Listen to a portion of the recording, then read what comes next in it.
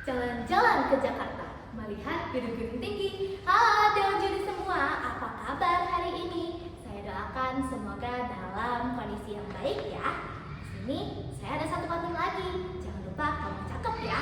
Malam hari bulan purnama, hatiku menjadi tenang. Halo, saya Priscilia, SNPN 30 Bandung. Di sini saya berasal dari wilayah Bandung Selatan dengan nomor peserta D064.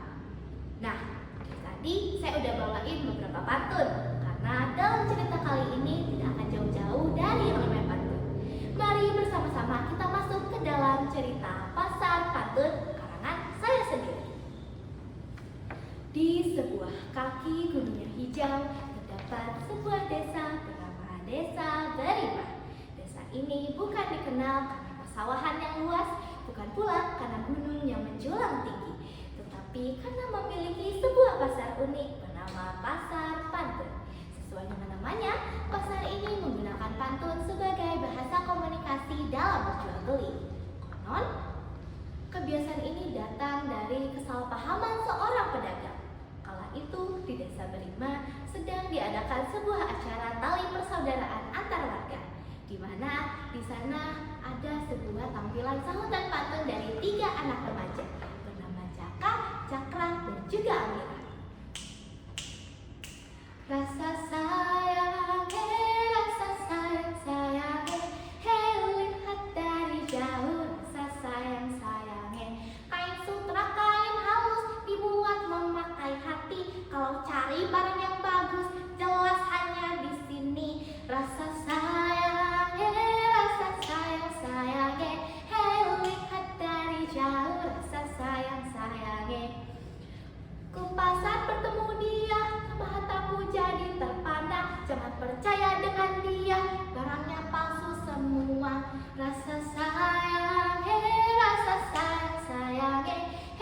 lihat dari jauh. Rasa sayang. Malam hari bulan yang terang, mataku jadi berbinar. Semua orang jadi bingung, entah siapa yang benar. Wah, penampilan dari Jaka dan teman-temannya membuat sorakan dan tepuk tangan yang sangat meriah dari seluruh warga. Tapi di antara tepukan yang meriah itu ada seorang pedagang yang merasa tersindir dengan pantun itu. Pedagang itu bernama Bu Nendeng. Kenapa ia seperti menyindirku? Padahal ya terserah aku mau jual barang palsu, asli, murah, mahal. Karena aku yang jual. Kenapa mereka itu berisik? Padahal sebenarnya Jaka tidak bermaksud untuk menyindir siapapun di dalam pantunnya. Saat Bu Nenden sedang berjualan di pasar, tiba-tiba ia teringat dengan pantun Jaka. Aduh, kenapa saya keinget lagi sama anak itu? Padahal anak itu tidak menyebut namaku, tapi tetap saja itu membuatku kesal. Di saat Bu Nenden sedang marah, tiba-tiba Jaka pun sedang lewat di pasar itu. Itu Bu Nenden.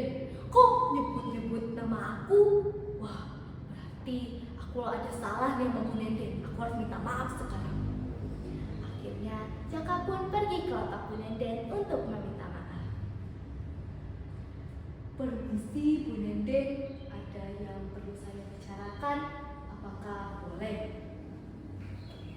Mau bicara apa kamu? Jangan lama-lama, saya lagi gak ada waktu.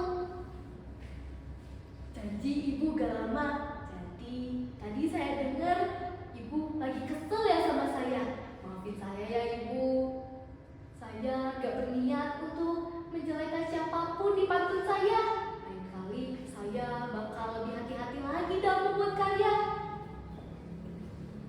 Oh, kamu cuma mau ngomong gitu doang sama aku. Saya kira penting. Akhirnya Bu Nenden pun meninggalkan Jaka. Jaka membiarkan Bu Nenden pergi. Jaka berpikir bahwa Bu Nenden perlu waktu untuk sendiri untuk memahami segala kesalahannya. Di bawah pohon yang rindang, saat Bu Nenden sedang sendiri, ia memikirkan tentang segala hal yang telah ia lakukan tadi. Aduh, kenapa tadi saya kayak gitu sama Jaka?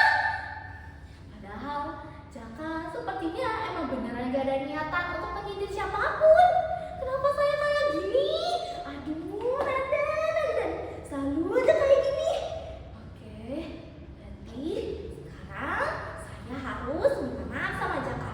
Sekarang juga. Oke, sekarang. Bu Nenden pun bertekad bulat untuk meminta maaf pada Jaka. Ia segera ke rumah Jaka untuk meminta maaf. Tok tok tok. Permisi, Jaka. Tok tok tok. Jaka, permisi, ini Bu Nenden. Bu Nenden, apa kabar Bu? Gimana? Ibu udah maafin saya kan? Malah di sini Ibu yang meminta maaf sama kamu. Kayaknya Ibu terlalu berlebihan deh tadi. Maaf ya Jaka. Jaka pun bingung, kenapa malah Bu Nenden yang minta maaf padanya? Padahal Jaka merasa bahwa di sini dirinya yang salah. Jaka, Bu Nenden mau cerita sama kamu. Jadi Bu Nenden tuh sedih banget akhir-akhir ini. Kenapa ya para pembeli gak mau lagi datang ke lapak Bu Nenden? Gara-gara mereka tahu Bu Nenden jualan barang palsu. Kamu ada cara gak biar para pembeli mau datang lagi ke lapak Ibu? Oh, pasti ada dong Ibu. Gimana kalau misalnya Ibu jualan pakai pantun? Oh, dijamin Ibu itu para pembeli datang semua ke lapak Ibu. Wah, kamu anak yang pintar Jaka. Baik, kayaknya Ibu terima deh saran kamu. Tapi kan Bu Nenden gak bisa pantun Jaka. Tenang aja Ibu, saya kan bisa pantun. Belajar dari saya aja. Sini masuk ke rumah, kita belajar pantun bareng-bareng. Oke, siap Jaka. Makasih ya. Akhirnya Jaka dan Bu Nenden pun mempelajari pantun bersama-sama. Jaka mengajarkan pantun mulai dari dasar, dari isi, sampiran, rima, dan juga suku kata. Jaka mengajarkannya dengan pelan agar Bu Nenden bisa mengerti dengan apa yang dimaksud. Akhirnya Bu Nenden pun telah fasih dalam berpantun. Ia pun mulai menggunakan pantun saat ia sedang berjalan. Ibu, dengar ya, dengar. Burung hantu terbang ke hulu. Diam sejenak di pohon lebat. Barangku sudah tidak palsu, saya sudah tobat. Ternyata karena pantun yang dibawakan oleh Bu Nenden menarik seluruh pelanggan untuk beli di lapaknya. Akhirnya para pedagang lain pun mengetahui bahwa Bu Nenden telah sukses dengan pantunnya. Mereka pun mengikuti apa yang dilakukan oleh Bu Nenden. Akhirnya pantun di pasar itu terus menyebar luas sampai terbentuk suatu pasar bernama Pasar Pantun, yang terbentuk karena Bu Nenden yang gemar belajar berpantun bersama Jaka. Nah, itu dia ceritanya. Makasih ya udah dengar sampai akhir. Wassalamualaikum warahmatullahi wabarakatuh.